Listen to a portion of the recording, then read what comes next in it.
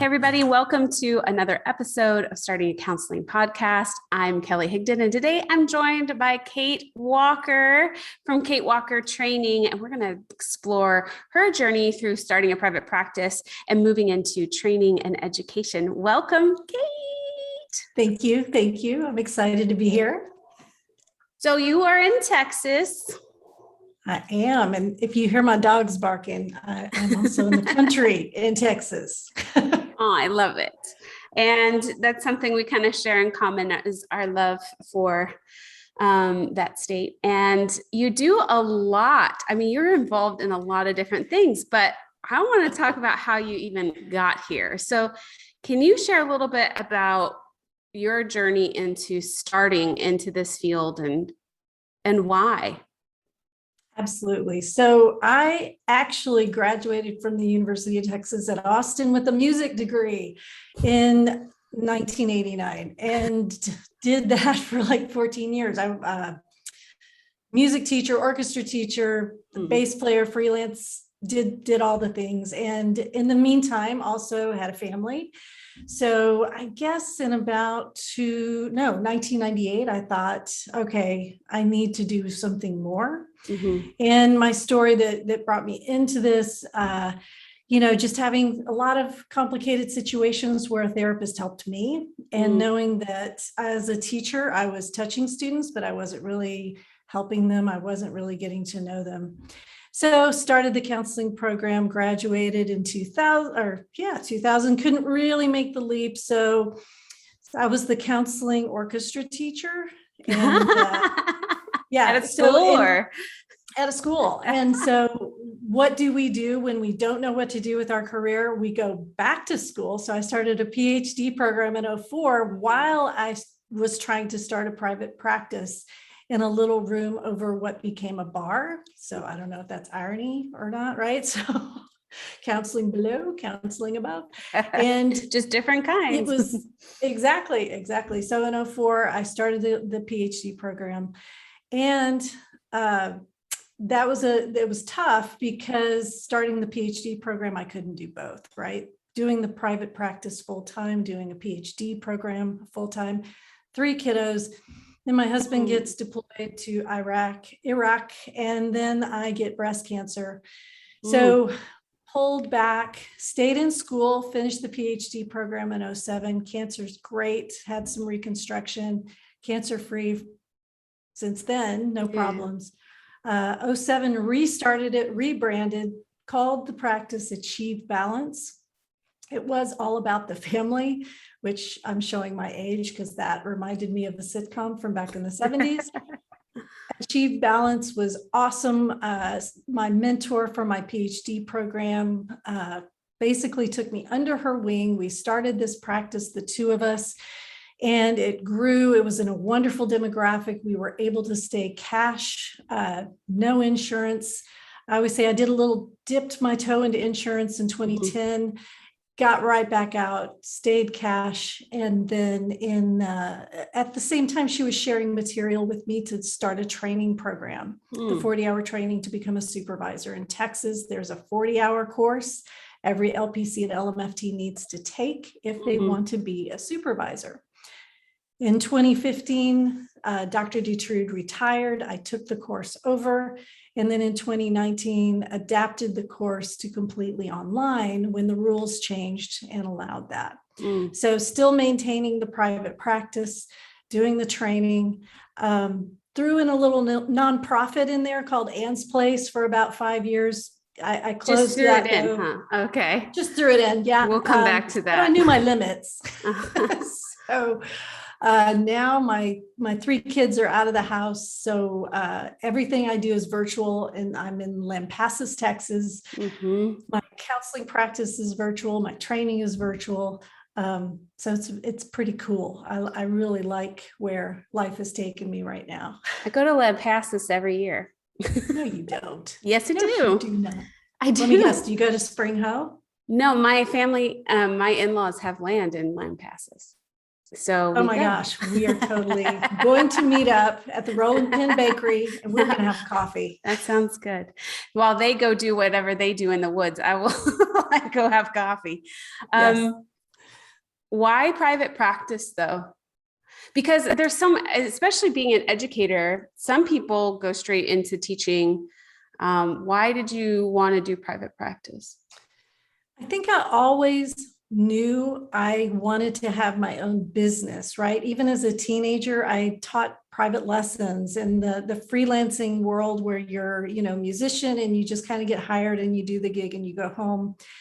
And then in the school, I liked teaching, but I did not like authority. And so I realized, wait, this sucks. I'm working my butt off and I'm never going to make more than this.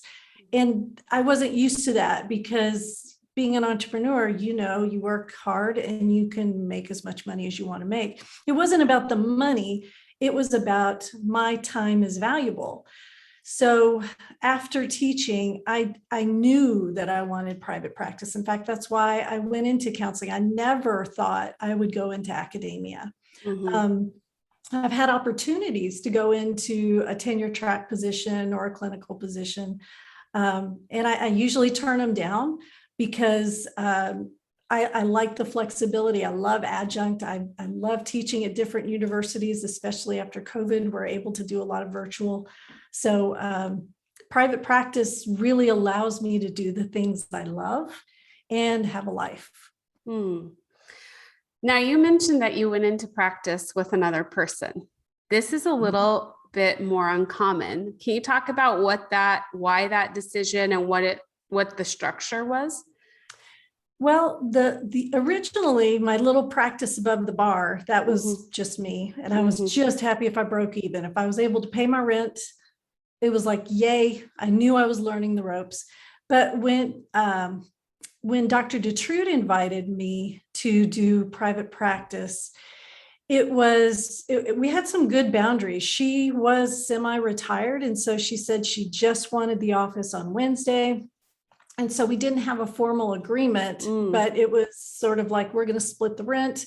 Kate, you get Monday, Tuesday, Thursday, Friday, I get Wednesday. So we never really even crossed paths. So it's not like you owned the business together, you shared space together.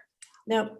And I tried the big practice thing. I had like 7 offices and, people coming and going. And you look at your bottom line, you look at your P&L and you're like, wait a minute, I'm making exactly the same as I would have cleared if I was working by myself, right? So when that day hits you and you realize bigger is not always better, it's like, that was a aha moment for me. Yeah, I think that's something that we talk a lot about in terms of growth of either way you decide to grow, it's going to be work, right? But you want it to be worth your work in terms of energy and passion, and also in terms of making sense financially. I think there is a way to grow the practice and be profitable, but you have to be super intentional about it, and you have to run the numbers, and you have to find other ways to provide benefits to your employees or whatever your situation is. And so yeah, sometimes I never grew to group practice. And I think sometimes people think it's funny. I work with a lot of group practices. I used to run a really large clinic in the government, the county. And I knew after that, I was like, I'm not going to do this in my own business. I like simplicity, minimalism in my practice. Well, something you said struck me. You and I chatted before when I invited you to talk to my group. And you said sometimes we carry that agency mentality, like busy, busy, busy, better, better, better. I've got to be, 40 clients a week. And I think I started with that, and my big practice grew quickly. So it's kind of a relief. You were very validating when you were like, no, we don't have to do that. And I found that out the hard way. Yeah. So I think it's cool that your message is you don't have to do that. Right. It's better. Right.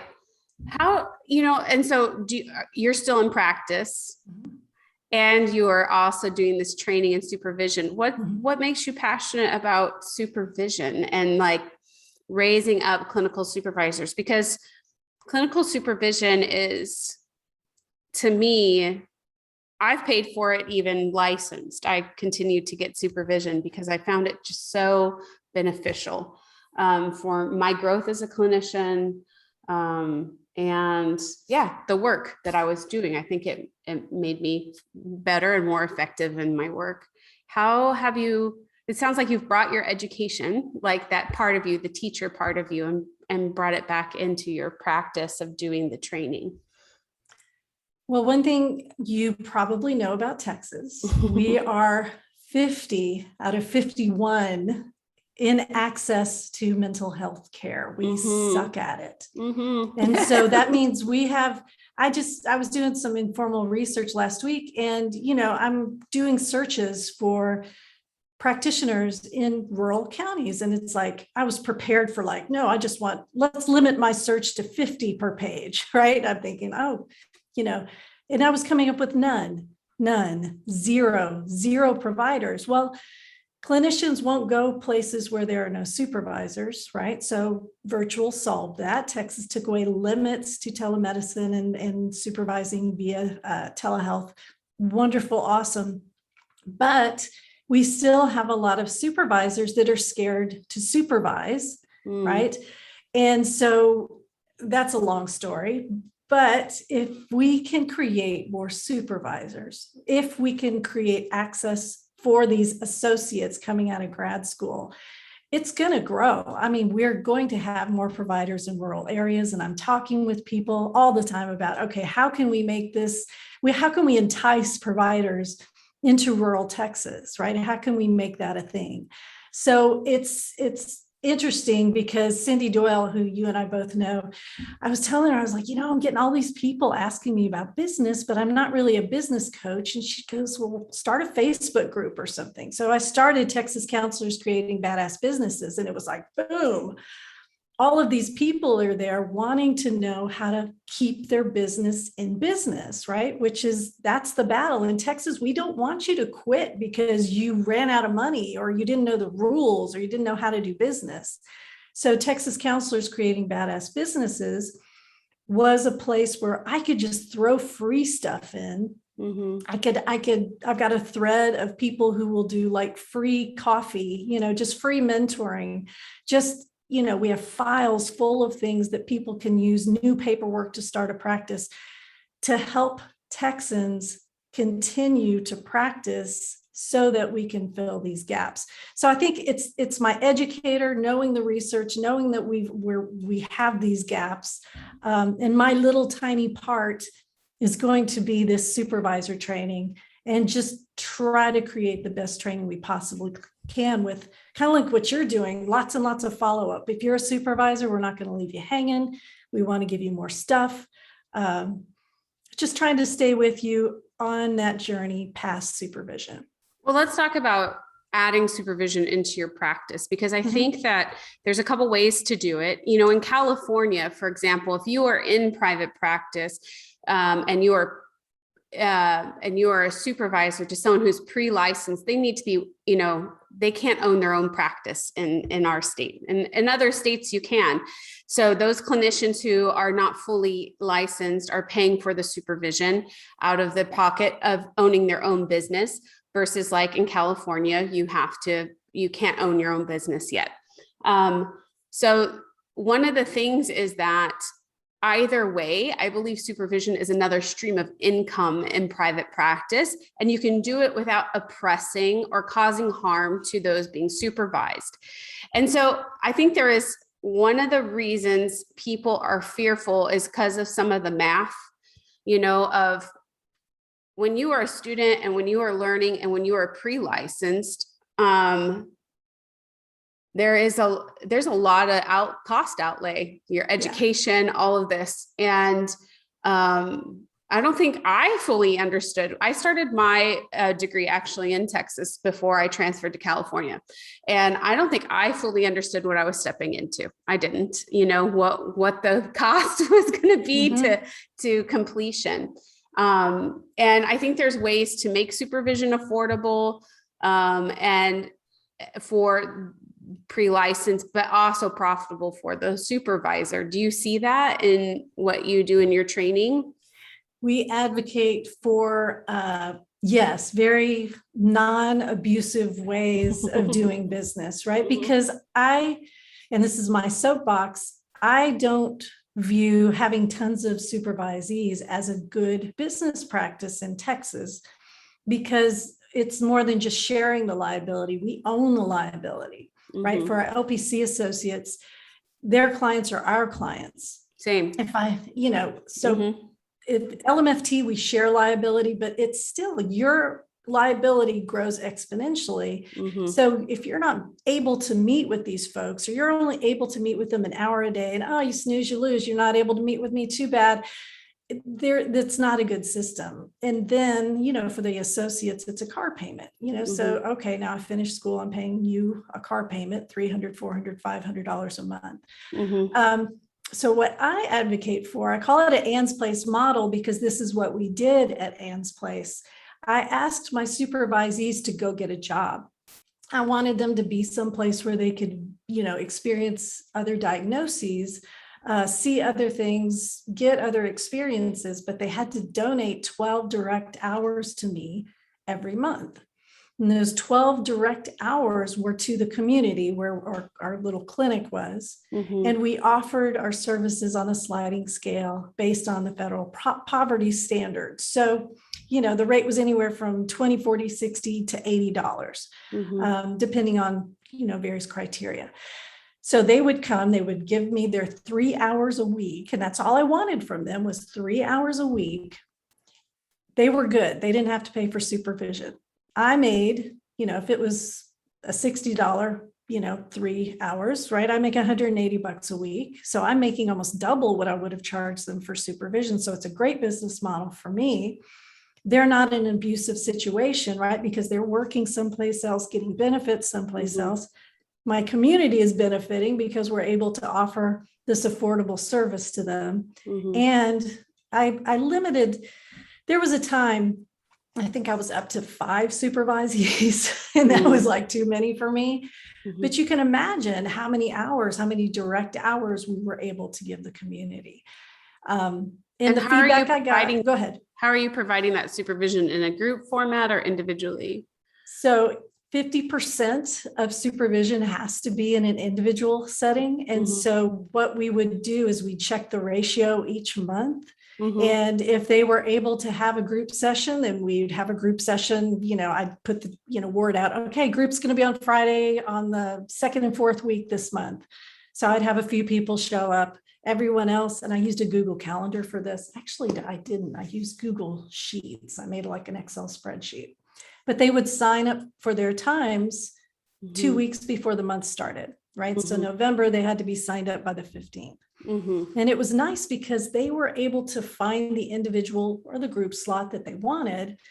I was able to have good boundaries and have everybody where I needed them. And it was good communication. And the feedback I got from my supervisees, it was kind of a relief. They felt very empowered because they were able to make their schedule.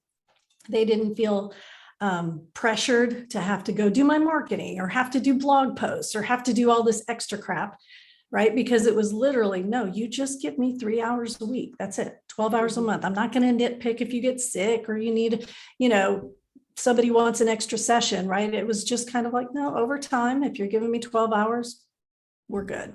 Mhm. I just want to be clear for those listening that this model doesn't work in every state.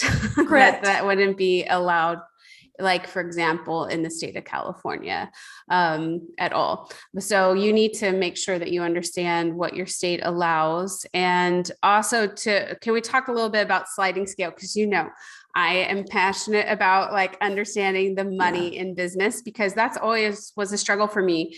I don't know if you noticed what Kate was saying, if you've been listening, but she's very clear into her steps of sliding scale and what they're based on. If you're going to offer a sliding scale, you need to have a process that removes the bias and creates equity, so that whoever comes in, it's based on solid criteria as to what their slide is, not an intuitive gut feeling, not, oh, they had a compelling story and this person didn't, because that's bias. If someone comes in and they're more articulate with their story, or a great storyteller, like they share more to, touch your emotional heartstrings and you decide, oh, I'm going to offer a sliding scale to them, but somebody else who might have been traumatized and is closed up and is not able to express that, who very well may qualify for a sliding scale, doesn't get it. So that's why you have scales like that. And I really appreciate you speaking to, like, this is what a sliding scale really looks like. And this is what you have to do in order to make that work in a practice.